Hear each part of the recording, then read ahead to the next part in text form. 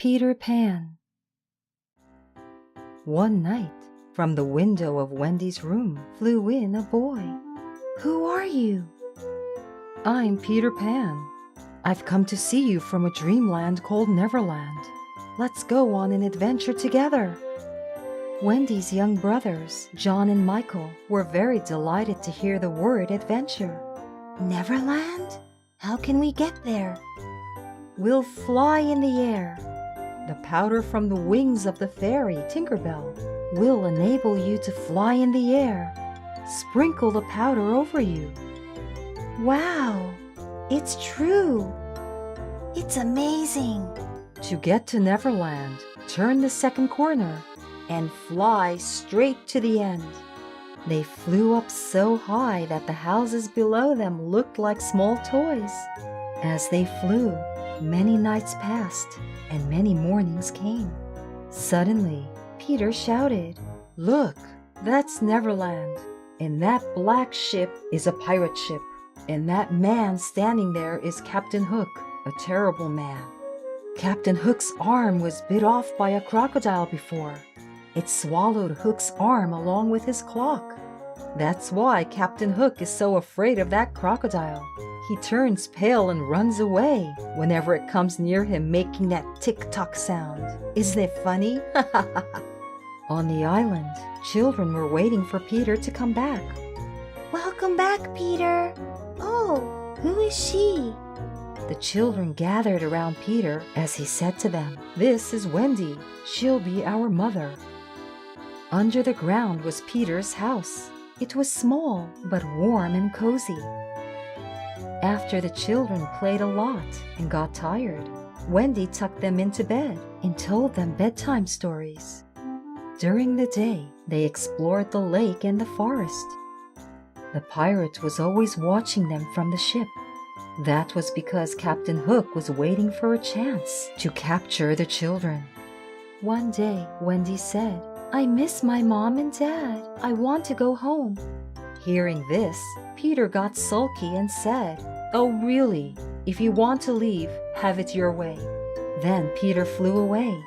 The children began crying and said, Wendy, don't go home. Stay with us. Suddenly, Captain Hook appeared. "Well, well, Peter Pan isn't here. Now, mates, catch the children," shouted Captain Hook. The pirates captured the children one after another. Oh my goodness!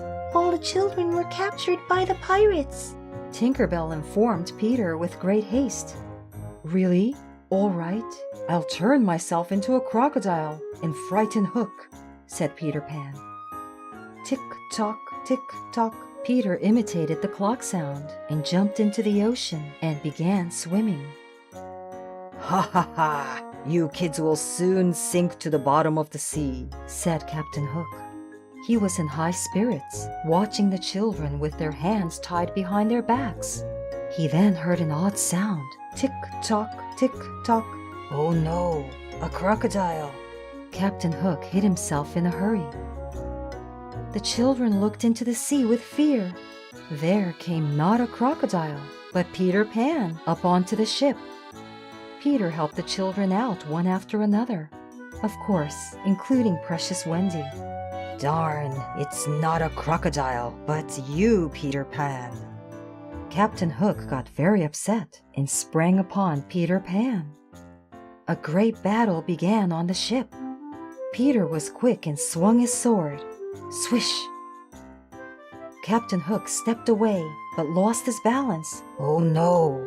He fell into the ocean, where the crocodile was waiting for him with his big mouth open wide. Captain Hook was eaten by the crocodile, and now Peter Pan gained the pirate ship. Tinkerbell sprinkled fairy powder over the pirate ship, making the ship float in the air. The ship sailed toward Wendy's house. Many nights passed, and many mornings came. At last, they arrived back to Wendy's house. Wendy and her brothers jumped into their room through the window and hugged their mother. "I'm so sorry for leaving without a word. I've had an adventure with Peter Pan." Turning back, Wendy saw Peter Pan and the pirate ship going back the way they came. Wendy and her brothers felt a little sad as they saw Peter flying away. The end.